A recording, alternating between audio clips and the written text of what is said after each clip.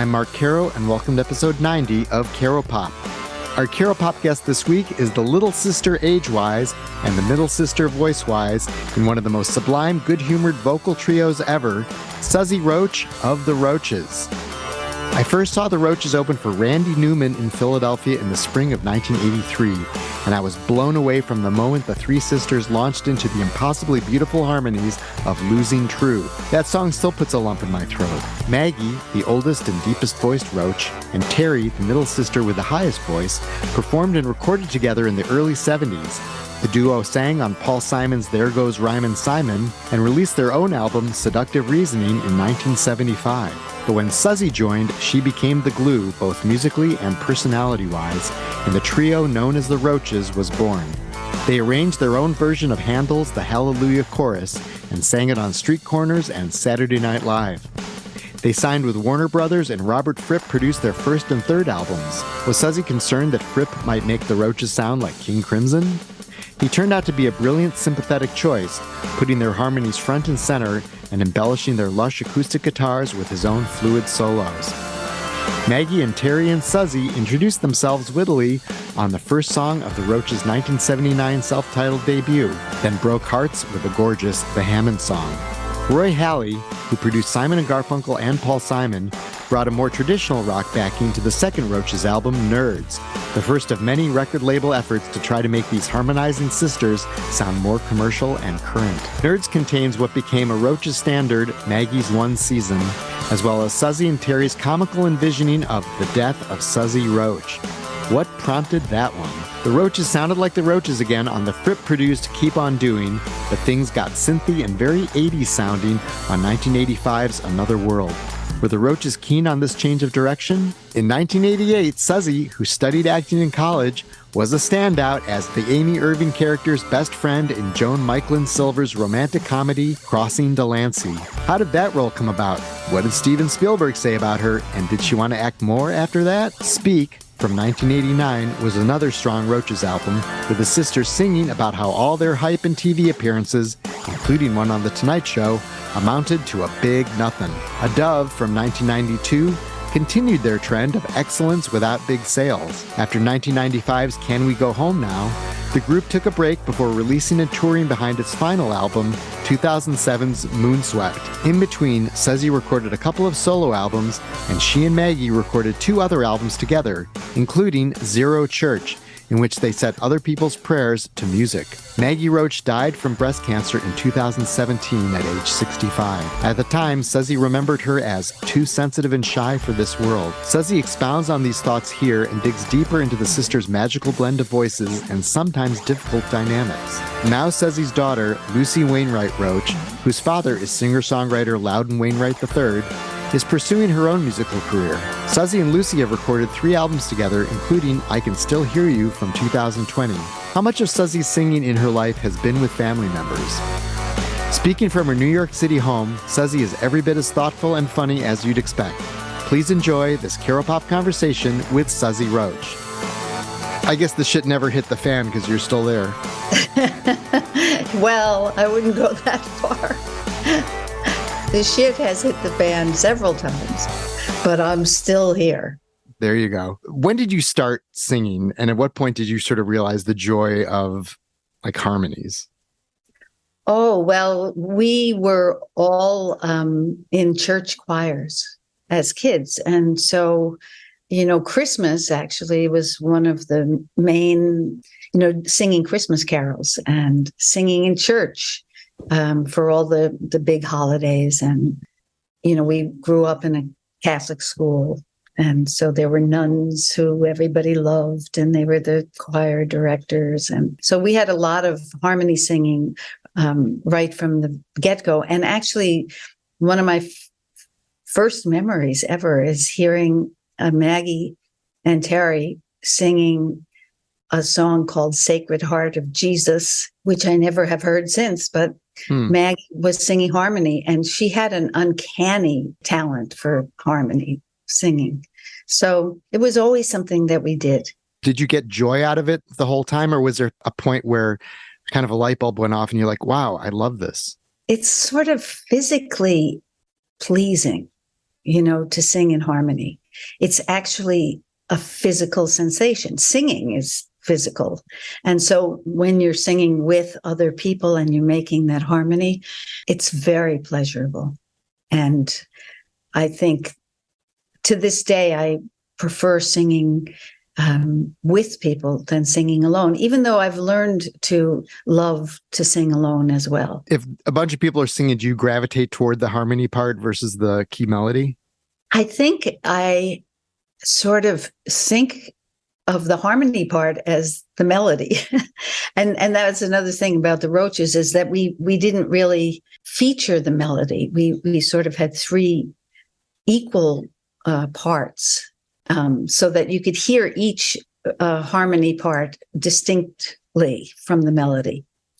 And I think that comes from singing in a choir where they divide up the different parts, so that when you're standing in your own part, it seems like that's the only part. Now, I don't expect a direct figure here, but like, what percentage of the singing you've done in your life has been with family members? Yeah, probably most, and I think that is a very profound basis for my particular interest in singing. It's always been kind of a family thing. And maybe because I'm younger in the family, it's just something that the point of view of the family, the sort of ease of the family, all those things come into play. And particularly with us, I've never really run into anyone else who wants to put the time in to figure out the kind of arrangements that we did. I mean, you and Maggie and Terre all have distinct voices and sort of distinct ranges too, yet there's something about sisters singing that just works in a way that, I don't know, somehow you think people who weren't related to each other weren't. Like, what is that magic of that ties your voices together? I don't know, but probably a lot of things. Somebody once told me that siblings have similar shaped vocal cords, which would make sense since there's usually a physical resemblance. I don't really know why it sounds like that, but it definitely does. There is a sound when you have siblings. Yeah, I have two daughters who are turning 19 and 21 now, but they both love singing, and also my older daughter has sort of a lower voice, and younger daughter is definitely a soprano. But when they sing together, they sound fantastic, and I'd be like, "Oh, you guys could be like the Roches," It's like that's like the thing to aim for. Well, don't tell them that. It's a rough life. It's been a rough life. Although it also has been full of joy. The actual making of all the work is very, very, I feel very good about that, What's the roughest part of it? Well, life on the road it takes a toll on you, and it's kind of makes you a little strange because you're always going somewhere, leaving your home, going away and coming back, and it's as if what you just experienced didn't happen. So it's kind of a mind-bending experience. And also, we had to really give up a lot of our independence from each other in order to keep, the group intact. We had to constantly rehearse. We had to bend to each other's wills always, which was one of the great pleasures of it too, because you're not just doing something about you, you're doing something that's creating a third thing. It's just like everything else, it's got an upside and downside to it. Yeah, I would think it would be an advantage and disadvantage to doing this with sisters. The advantage is that you all know each other really well. The disadvantage is that with, people who aren't sisters, you could just kind of go home to your own life and say, all right, I just don't have to deal with this person for a while. And I would also think, and I'm just guessing, that like when you're arguing about like some musical point, it would be hard not to bring in other family dynamics to those arguments, right? Well, we did use a lot of dissonant notes in our choices. I think one of the things that a kind of a rule that we had, not hard and fast, but we all got to pick our own notes. And so, in building the harmonies, we got to say, "Oh, I'll take this note. You take," and the other person says, "I'll take that note." So Maggie and Terre are older than you, and they had put out an album, Seductive Reasoning, before, and they'd been singing together before you joined them as you sing. And they'd been singing together for 10 years. What was the point where it was like, no, we're going to be a trio now? And sort of when did you know that was the right thing? Well, I had been studying acting in college, and I started coming down to the village, whenever I had some time off from school. And one day I was in school and I just quit. I didn't even think about it. I don't know why. Looking back on it, it was literally a spur of the moment thing. I just stood up in the room and said, I'm leaving. And I left and I walked out and I just went down into the village. And we started singing Christmas carols on the street. And, we worked out the arrangements like we had done since we were kids. And then we just went from there. There was a guy who wanted, and this is true, he wanted us to do a tour of Ireland, standing in clothing store windows and standing there and singing. And so people walking by would just see us in clothing stores. I mean, that is really true. But it didn't happen. Oh, that's too bad. Well, it would have been an experience, I suppose. But it would have given you another verse in the Troubles. Exactly. Well, that's why we wrote the Troubles. But in the end, the guy, I don't know why we thought that was going to work, but he pulled the plug and we didn't wind up doing that. But that's when we kind of seriously decided to just keep going and playing in clubs and stuff like that. I mean, did you have to convince Maggie and Terre that you guys would be better as a trio? Well, no. It wasn't really like that. It wasn't like I joined the duo. It was kind of like they had some rough times and kind of dissembled, and I kind of swooped in. I had all this energy and I was like, let's do something. We can put the hat out on the street and make some money. And we did. And so, and then it just kind of snowballed from there. But the Roches sound and way of operating is very different from Maggie and Terry's record that they did together. First of all, just musically, 3 parts is so different from 2 parts. And we had to be like a little puzzle. We had 3 instruments and 3 voices, and every single note had to fit with every other note, because you can't really just kind of wing it with 3-part harmony. Right. At what point did you first do the Hallelujah chorus? That was one of the first things that we did, because we had all learned that in high school. And we had an arrangement for 4 parts, but Maggie combined the tenor and bass parts. And then from singing it on the street a million times, it got faster and faster, which happened with things when you're singing on the street.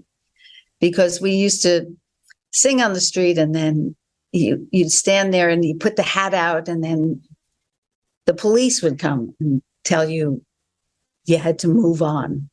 And so we were constantly just trying to get as much done as quickly as possible. You're like, you're interrupting the Hallelujah chorus here. Come on, man. Oh yeah, well, that was part of it, because the people who had the crowd that had gathered, would say, "Oh, please leave them alone and go catch some people who are doing crimes," that kind of thing. Did you enjoy performing on the street? Yes, we were young. We were completely unstoppable. We were just kind of scrappy and we had a lot of nerve. And then when we started going into the clubs, we still maintained that. And we were very unique. Wasn't anybody else doing what we were doing at the time. Yeah, I mean, aside from the fact that each of you had these distinct voices, you also have these distinct personalities. And that was part of the dynamic too, was sort of the energy that each of you brought. How would you describe kind of what each of your role was in that group, at least the public facing part of it? I always thought of us as a train.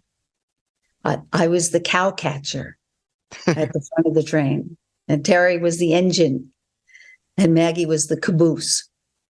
And that's how I used to think of us as, we all definitely had different personalities, and we didn't try to, synthesize in that way at all.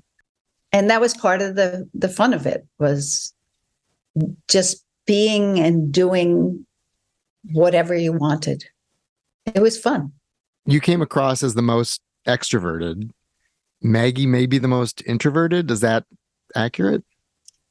I, often am mistaken for the wild and crazy one. But I'm telling you, my two sisters were way more wild and crazy than I ever was. I was in a way kind of like a little scaredy cat when it came to really going wild. I was pretty responsible and, but on stage, because I was not often playing, I was kind of standing in the middle. I kind of had a certain theatricality. And I saw my role as being in between the two of them, monitoring the situation, feeling the situation between them and trying to balance. I'm a Libra, so I was balancing and also singing in the middle part. Right. Sort of like the glue, and Terre has a whole different,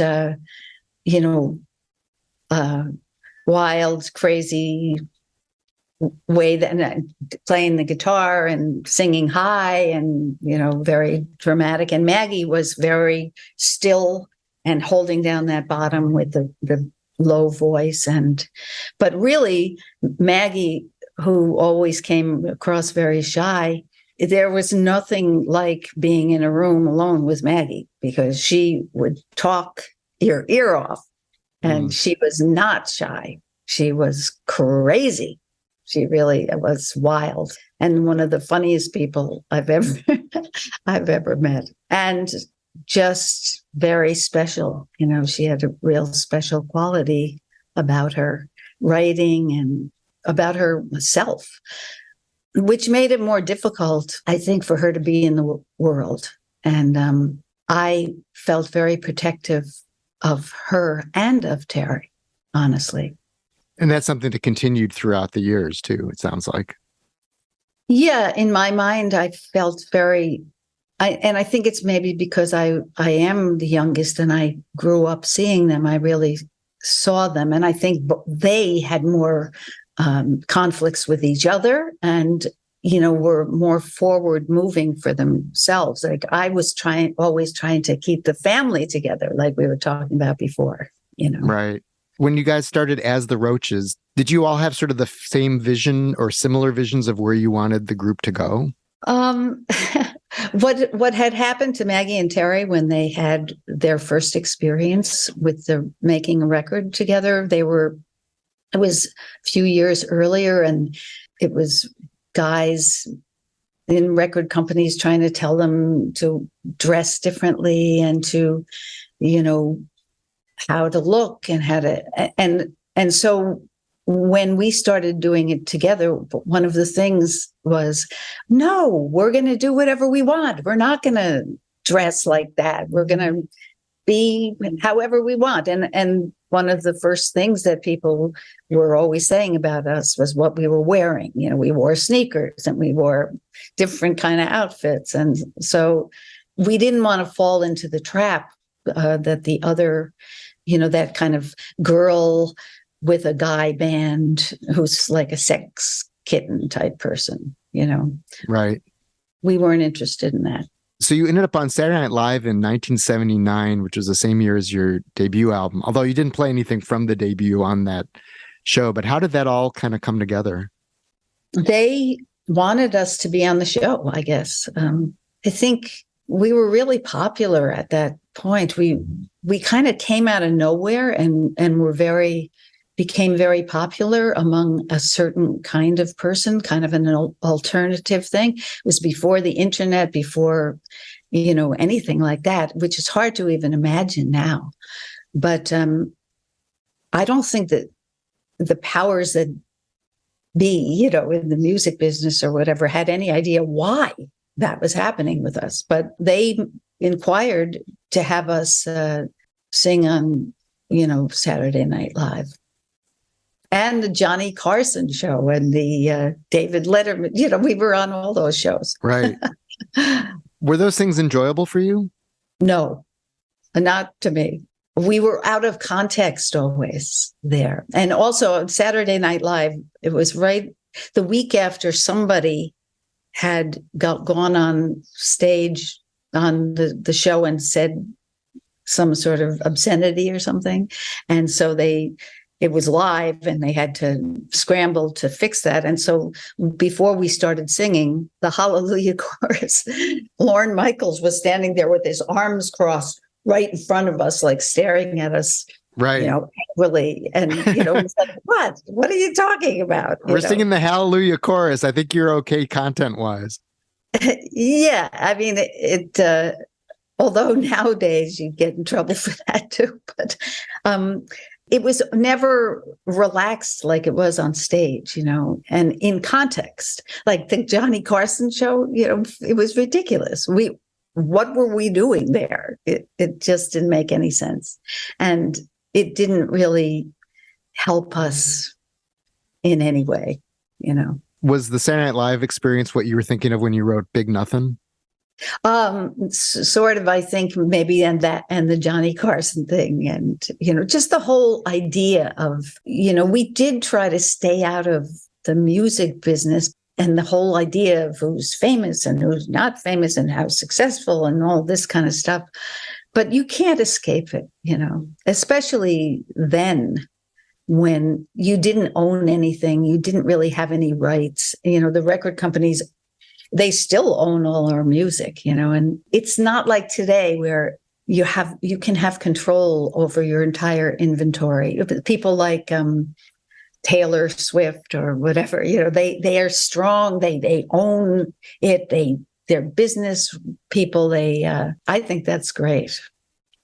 But I think the vast majority of musicians have been exploited by the record companies, right? Totally. Yeah. And now it's happening with the streaming and everything. I mean, you would not believe I was just looking at a statement, a royalty statement. I mean, you get like a percentage of a penny for this or that, it's ridiculous. Robert Fripp produced the debut album and then also the third album, Keep On Doing, and really kind of preserved that sense of you singing acoustically and playing acoustically and singing together. And then he would put these nice little lead parts in there. But how did you get connected to him? And did you feel like he was a kindred spirit on those records? Yes, John Rockwell, who was a writer for the New York Times, told him to go down and see us. Robert had just signed a production deal with Warner Brothers, and we had just signed a record deal. And so John Rockwell said to Robert, go down and hear these people. Maybe you could produce them. So that's how we met. And we had a lot of fun with him. Again, he seemed very reserved and, but he was not. He was wild and crazy. I mean, we were all young people, but he did want to record us just as we were, right. Just as we sounded. And so that record has a very unique sound. There was no trepidation like, oh my God, he's going to make us sound like King Crimson or something like that. I didn't even know who he was. I was just like a little wise guy. I don't think Maggie and Terre really knew much about his music either. Robert Christgau in Village Voice wrote of Keep On Doing, "This sounds so good, I'm beginning to believe Robert Fripp was put on earth to produce the Roches." What can I say? And then in between, you did Nerds with your autobiographical title track about how not wild you were. And that was produced by Roy Halley, who had worked with Paul Simon and was a more kind of conventional, I would say, rock arrangement with drums, which I don't think there are drums on the first or third albums. What was the thought to sort of switch to that, and how did you guys feel about that? Well, we were signed with a big major label, and our first record, while it got a lot of attention, the people at Warner Brothers were baffled by why anybody would be listening to this, So this began a sort of a career-long effort by record company after record company to try to change the way we sounded. And so that was the second record. Although we had fun making that record, but it was definitely a result of the record company saying, you've got to make a more commercial sounding record. So what that really means is conventional sounding. But we weren't conventional, so it was problematic. Were you guys kind of resisting it at the time, and were you unhappy with how it came out, or did you sort of enjoy it and then look back and say, well, that's not really us as much as some of this other stuff? I think it was confusing and difficult to figure out what to do, because it wasn't like we could make our own record at that particular point. We weren't successful enough to have the right to do this, that, or the other thing. And I think we were just kind of trying to get by, trying to keep going, trying to keep making music, trying to navigate our lives and, be on the road and all those things. So it's not even like I would blame the record company. I totally understand they're paying for it. So it's just that we weren't meant to be that kind of conventional band. I was driving with my younger daughter yesterday, and I was playing Roches in the car, and I'm like, oh, here's a funny song. And I put on the Death of Suzzy Roche, and she was really caught up in the narrative of it. She got to the end and she just goes, Jesus, because she wasn't expecting it to, really live up to it. What was the inspiration of that song? Well, that's a perfect example of Terre and I. I had just done my laundry, and I came to the apartment. We were all hanging out at it with my bag of laundry, and I was talking about how this woman who works in the laundromat hates me. And so we sat down and wrote that song. Did she hate you knowing who you were, or did she just hate you because she didn't like how you sorted your socks or something? Oh, I'm sure she did not have any idea who I was or care one bit. No, it was more just like we were juxtaposing the two realities of our lives, that basically, a certain segment of people think that you're somebody, and then most people don't, it's kind of an interesting perspective, because you run into a lot of famous people who think that they're used to walking around and everybody's like, all aflutter when they're around them. But that didn't happen totally to us. We're sort of halfway. Well, I decided not to do the interview where I only ask you questions from like, do you know anyone famous? What's your phone number? Did they ever send you on the road with like a rock band, or was it always the three of you with your guitars? Yeah, we never went on the road with a band. It was expensive too. That's the other thing. 3 people in a band, but we were a band. We were an acoustic band, which now doesn't even seem that strange because now there's a million bands like that. But when we were doing it, it was not what was happening. And it was also, the punk thing was happening, and the electronic music came into it. But again, there was no internet, there was no YouTube, there was hardly any filming of the shows that we were doing, and we were known for our live shows, Yeah, I was going to school in Philadelphia, and I guess it was the spring of '83, and I saw you guys open for Randy Newman at the Tower Theater. And again, I couldn't go on YouTube beforehand and check out all the different songs, but Keep On Doing must have just come out. And I remember you came out and it was the three of you with your guitars and came out and opened with Losing True. And I just remember, I mean, I have a distinct memory. This is 40 years later, which I kind of can't believe, but it just taking my breath away. It just was so gorgeous. And I was like, wow. Well, for us doing it, it was like galloping with three horses. Like the shows to me were, again, I was always in the middle. And so it was like we were just churning, we were very strong. That was something to see, I think, which a lot of people, because there wasn't YouTube or this or that, they never saw. Yeah, somehow I learned that you were going to be on soundstage at WTTW in Chicago, where I lived. And I think I even called there from Philadelphia saying, hey, could I get tickets to this taping? And somehow they said yes. Do you have memories of that taping, or was something like that more fun than being on a talk show? Because this is like your own thing. Well, yes, I think it was better than being on, one of those late night shows. But again, it doesn't have the feeling of being in a live theater, where, it's a controlled environment. It doesn't sound the same. It doesn't, when you're in a live show, there's something very special about that. So yeah, it seems more tame to me when you're in a studio. You told this story kind of deadpan about Reagan coming to see you in a club. I wasn't sure whether the crowd was getting it or not. And then his people hung around afterwards and explained to you, well, he really wasn't a fan beforehand, but he wanted to use one of your songs as his campaign song. And this is the song. And then you played Want Not, which I thought was very funny.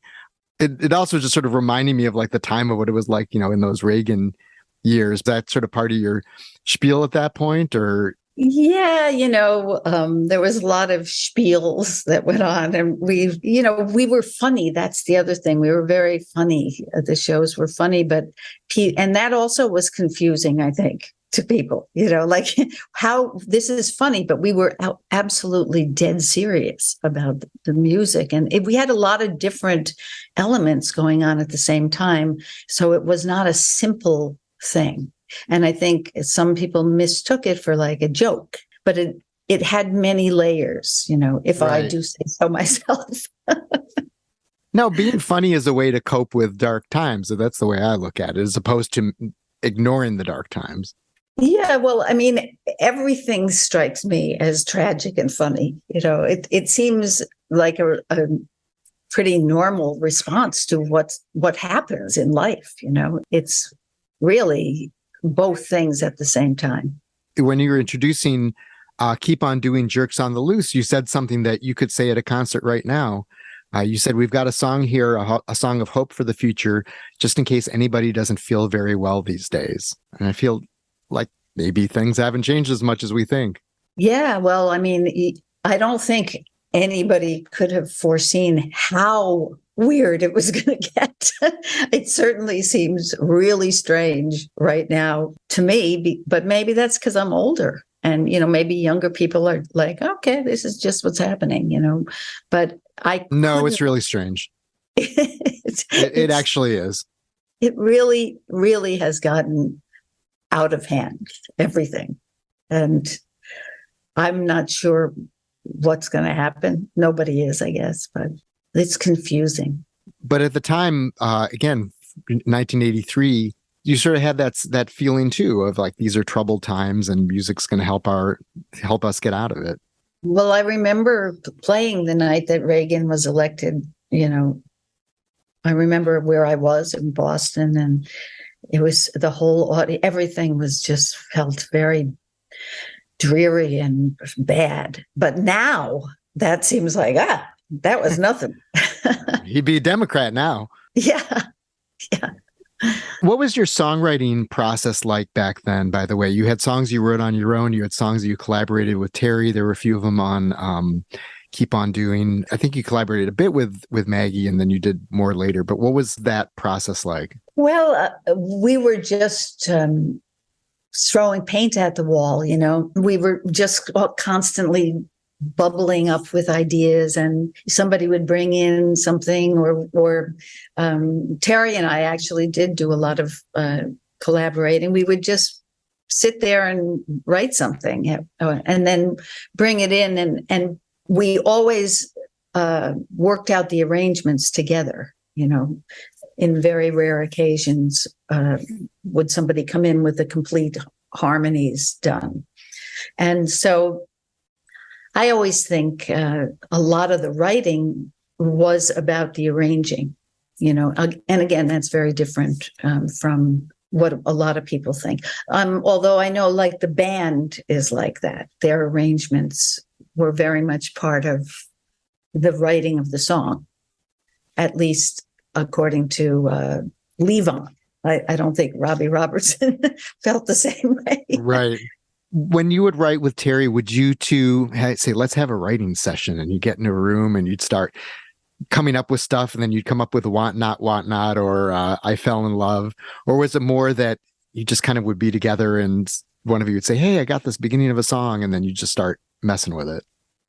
We would, be sitting around just talking. We did a lot of talking, all of us, and we would talk and talk and talk, and then it would kind of lead into something like that. We didn't really say we're going to write a song today. We were, again, a lot of it was, it was just part of our everyday, and also because we were touring, we're always generating new material to play live. And that's why we had to rehearse so much. We would often rehearse. We would get together to rehearse, and the rehearsals would dissolve into what we would call horse balls, rehearse balls, which meant that the rehearsing would stop and we would just start, complaining about things or talking about something that happened. And often a song might come out of that.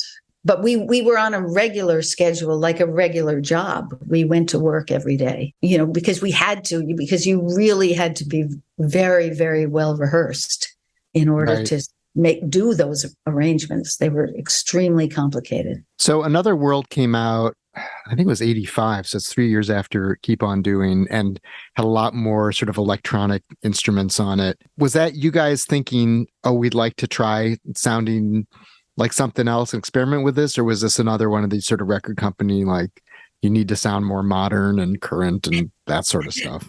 Yeah. Well, it was a combination. First of all, we were into the electronic instruments because you could write differently on them. You could use a certain amount of programmed music and play live to it. And it was fun doing that for us. But the Another World was, I think it was our last Warner Brothers record. They really came down hard on, you have to try to make a commercial record. And they wanted us to work with Richard Gotterer, who worked with the Go-Go's, and they had the big hit with that. So, but that was a disaster.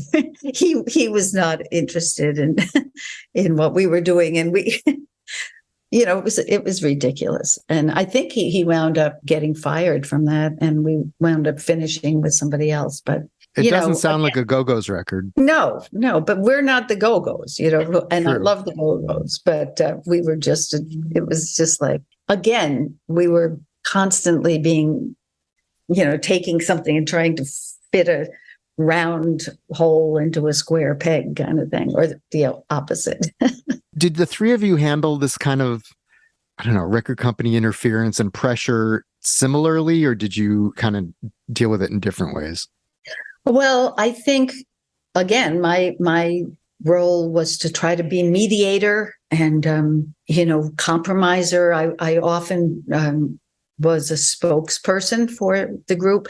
I think my sisters were more rebellious than I was, even though I'm kind of rebellious too. But it was not easy. It was like constantly being told to be other than what you are, while our fans wanted to see us, Right. And so in between us and our fans, there was like a moat with these snapping crocodiles, and so it was frustrating. And because there was, not going to be a big, huge money-making breakthrough, so that made it even more stressful.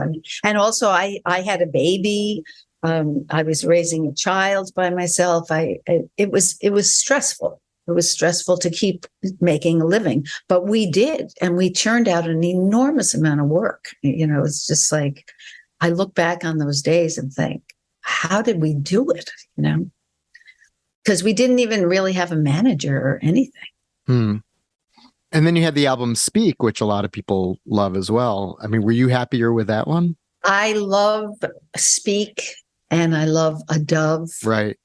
I think those are among, again, pointing out Maggie as a brilliant songwriter. I think those two records are among her most wonderful work. And unfortunately, fortunately, each record has like a different bunch of fans, and many of our earlier fans never have heard those records, and they're amazing. Her writing, it's great. And Can We Go Home Now? That's another record. That's right. A beautiful record, That song is sad. Yeah. It's a heartbreaking song. It is heartbreaking. And then the Winter Coat song is on that record too. And that she, and not to diminish me or Terry or anything like that, but I just marvel at the songs on those records. Yeah, on Speak, you guys made 2 videos as well. Was that fun? We did. Everyone is good. And then there's Nocturne, which was in Crossing Delancey, right? Which was you, exercising your acting chops. I rewatched that movie in the last couple of years. We did a thing at our synagogue where I was like running movie discussions like every week just to sort of keep people connected. And we did Crossing Delancey, and I was just like, Suzzy Roche is really good in this movie. Yeah, that was fun. How did you get connected with Joan Michelin Silver and that project? Oh, well, the woman who wrote that movie, her name was Susan, I think. She wrote it listening to our music. And so when it came time to do the music for the movie, she brought Joan down to a concert of ours, and then they asked me to come and read for one of the parts. So did you enjoy being on a set and doing that? And did it make you think, oh, maybe I should go back to this acting thing? I was open to anything. I mean, one of the things, I've done a million different things. I also have worked extensively with the Worcester Group, which is an avant-garde theater group that is world renowned. I've worked with them for 25 years. So I've done a lot of different things. And I actually feel bad that a lot of people don't do that. They don't get a chance to work in different kinds of artistic. I've also written 3 books, which, they're all different versions of the same thing. It's just like you're making things up, you're creating something. And so one feeds the other. And I think that's been something in my life that's been really enriching. It's being able to do a lot of different things. Your character, Marilyn Cohen in Crossing Delancey, you have this one great scene where Peter Riegert is figuring out that Amy Irving's jerking him around. I'll just use the actors' names because she's trying to fob off him on your character. And you finally are like, all right, that's it. Look, this is what I'm about. My friend, you're full of crap. And here's my number. And if you want to call me, and it's this great little speech. I mean, it's this wonderful scene you have. Was that something that was totally scripted, or did you add to that at all? No, it was scripted. And I remember it because Steven Spielberg was in the room while we were filming it, because he was married to Amy Irving. Right. And that made her very nervous. But for me, for some reason, that was the least of my problems. Let's put it that way. And afterwards, he came up to me and he said, "Oh, you're a natural." And I never forgot that. I don't know what he meant, but it was fun. It was really fun. Did you get other casting, options or offers after that? I did. Many, many people saw that movie and were interested in seeing me. You'll get a kick out of this. So I would get called to do casting calls, and the feedback I would get was that I was too New York. And the casting director would explain to me what that means is too Jewish. Of course, I'm not Jewish, but that was what the subtext was. You're like, it's acting. Well, I mean, have you heard my Hallelujah chorus? I'm not Jewish. I guess I am from New York. I would have to say that that's a very big part of my cultural interaction. Yeah, unfortunately, there are no movies that are shot or set in New York, so I could see why no one would ever want you to act again.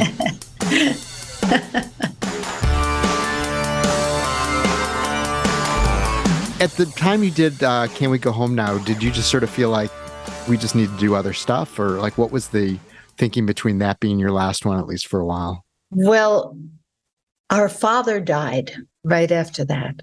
And that was a huge, devastating thing for me personally. And as I said before, a lot of my job in the group was kind of a cheerleading job and stuff. And I kind of got broken by that, And at the same time, our agent in England, who I was friendly with, said to me, you should make a solo record. And I was like, what? But then I realized that I was writing some songs, but they weren't the kind of songs that I would really bring in with the Roches. I also had started working with the Worcester group. And I was doing a lot of different things, So I made a couple of solo records, actually not with the agent, but with Bob Feldman from Red House Records in Minneapolis, who was a dear friend of mine. Anyway, that was something that took up a lot of my attention during that period. And I think what happened with us was that the center could not hold, that poem. Right. It's like we had been so tightly wound and so tightly connected to each other.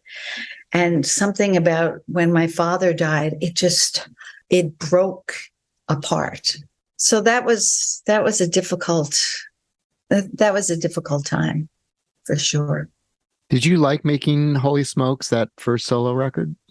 Again, I was so sad and so upset about my father. I mean, really, that was a huge part of that record. But interestingly, that record, I got so many letters from people who seemed to receive whatever the emotional tone of that record was, very deeply. That was surprising to me. And I also felt out of place being a solo person, and I didn't really have ambitions to have a big career as a solo person. I had already had so many years with my sisters, and I wanted to keep writing and doing stuff, but the focus being on me personally was painful. I really, it's not my thing. I'm a collaborator. So how did you and Maggie end up getting back together to do those two albums that you did, Zero Church and Why the Long Face? Well, Zero Church was really great because that was something, again, it was a collaboration. I had this idea for years I just look out my window here and I would look at the people walking by and think, what if they were saying prayers as they were walking around, and what would they be? What would those prayers be? Everybody's kind of personal relationship with whatever, God or whatever you want to call it would be. And so somebody called attention to me that there was this program at Harvard and I should apply for a grant to do the project. So I did, and I was accepted. And then when I got up there, I was like, oh God, Maggie would be so good at this. And so I convinced her to come up. And what we did was we collected prayers from people in this community in Cambridge, and we made songs out of them. And that was a really, really big change in my life in terms of creating, because I started to realize how important it was to comfort people with music, that I could make music like that. And I wanted to only make music like that from here on in, and that pretty much has stuck with me. I'd read that album was supposed to come out on September 11th, 2001, and then just ended up getting bumped to 2002. But it seems like such an album for that time that everyone was going through anyway, just in terms of connecting with people's prayers and hopes and feeling community with each other. Yeah.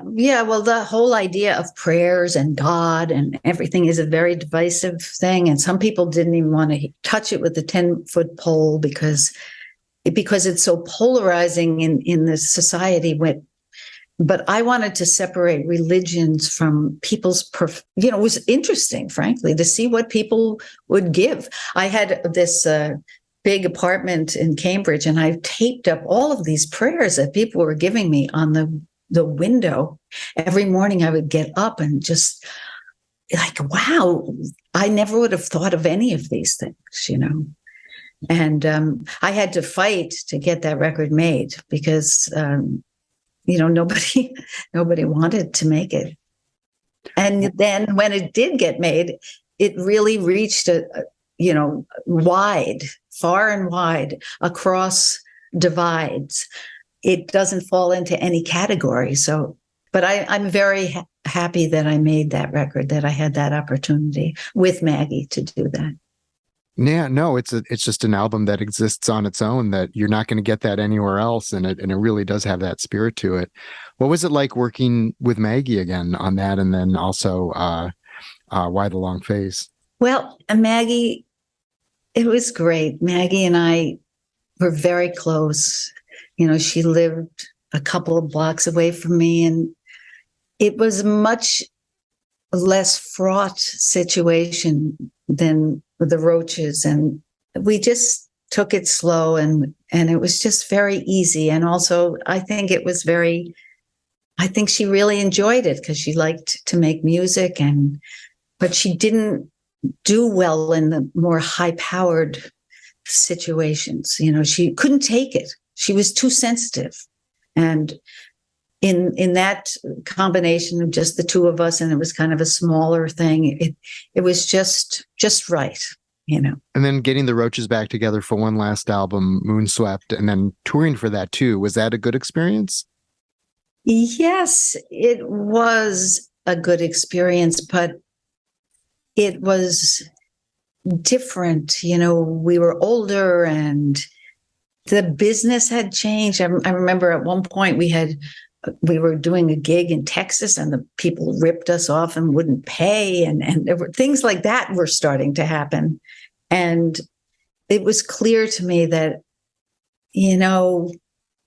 I think it's over here. I think this is over. It's not the same, nor should it be the same. And let it be, How is the dynamic among the three of you? I mean, you've been working with Maggie, and now you have Terre back in there. And it's kind of like when you come home from college a little bit and like, wait, I've been independent. No, now I'm back in the family. I think it was fun. Again, like I was saying, I think that Maggie and Terre could clash a lot, and they both had different styles. Terre is much more, fiery, and Maggie was, again, very sensitive, and anything could rattle her. And they were constantly getting into scrapes. And I think I understand both points of view. It was the need for everybody to have their own lives. I started to see that very clearly, that it was time that was a good thing for everybody. Right. And then Maggie had breast cancer and died in 2017. Yeah. And then your mother died 4 months after that. So that sounds like, right. That's obviously another devastating period then.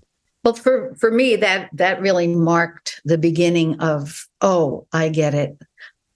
This whole thing is going to come to an end. Not just the music, but life. I mean, you start to get the hang of, now I'm almost 67, and you're like, wow, that's old.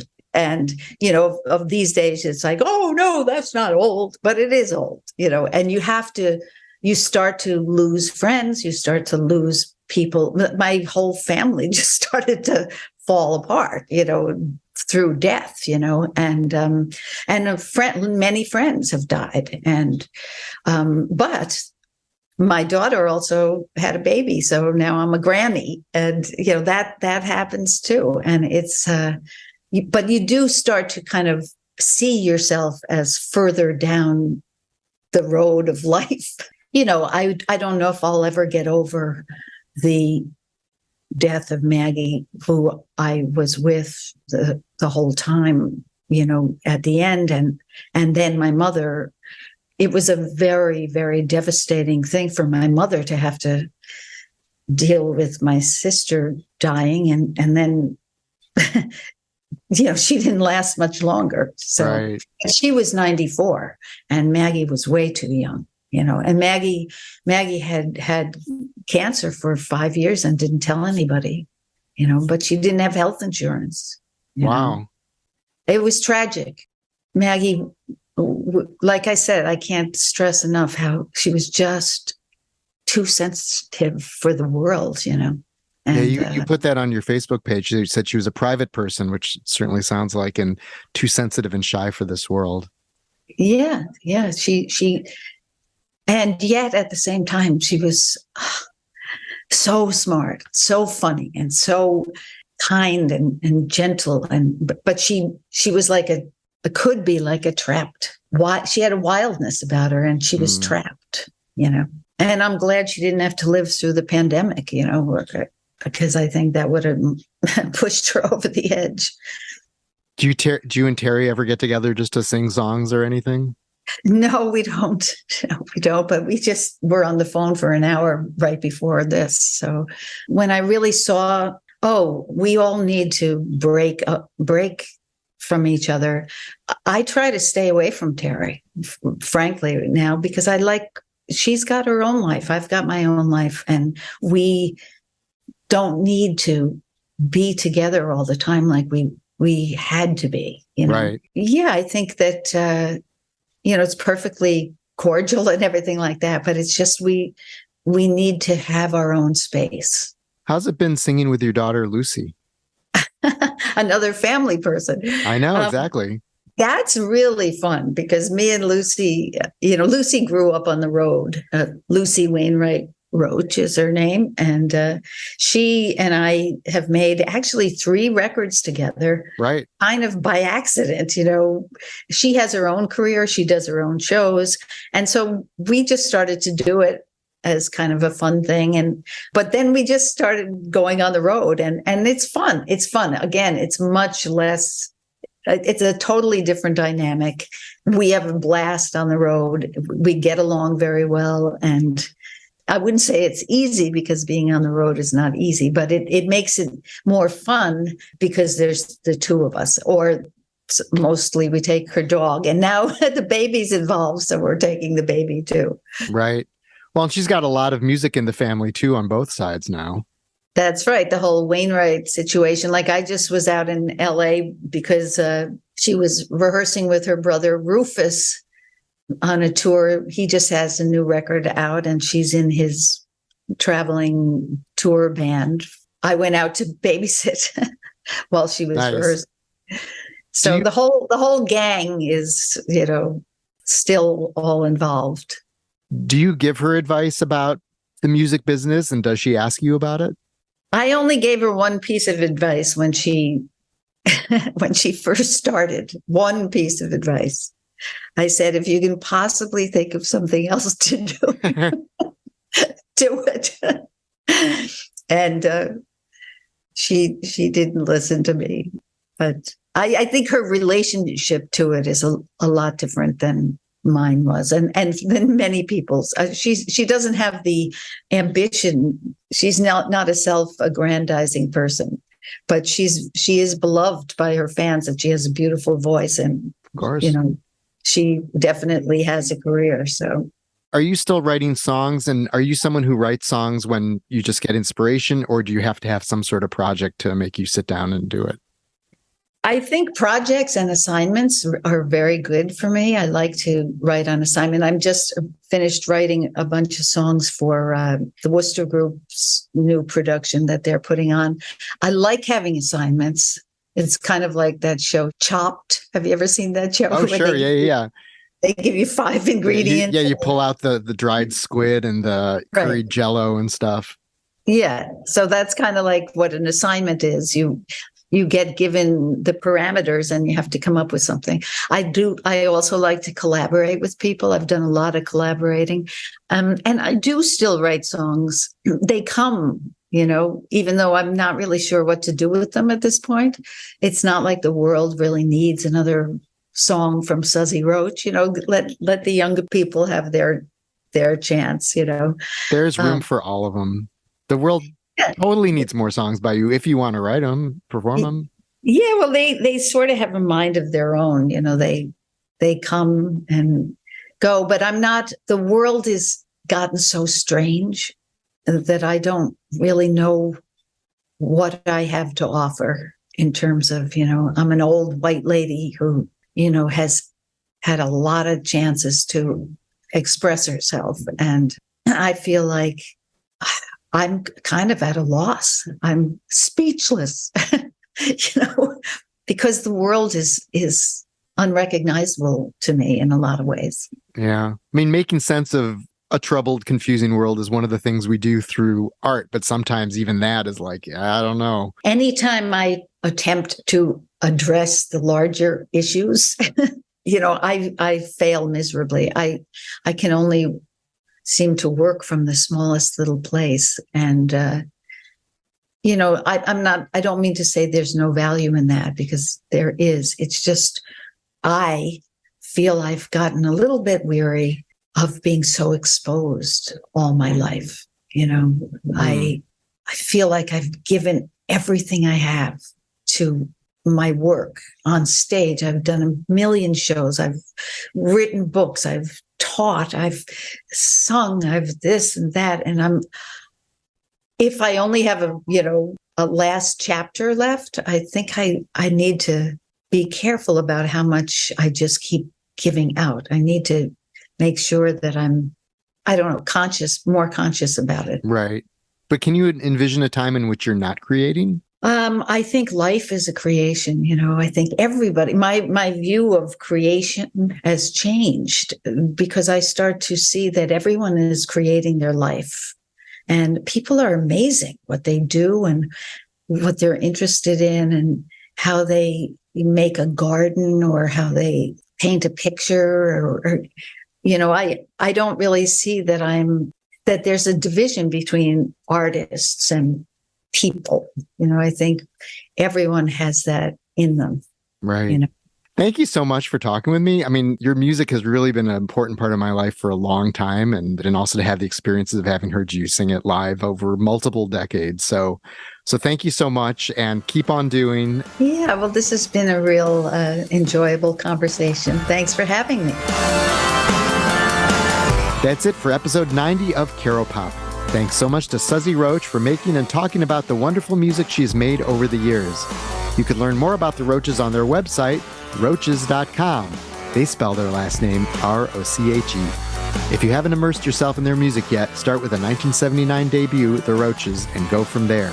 You could stream it or buy it. Also, that 1983 soundstage performance is on YouTube, so check it out. And listen to Suzzy's solo work and her albums with her sister Maggie and daughter Lucy.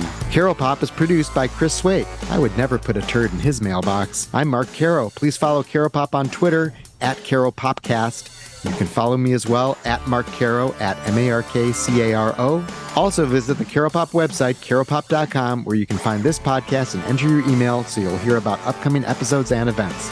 Please share this episode, subscribe, tell your friends, and tune in again next week for another Caropop conversation. Thanks.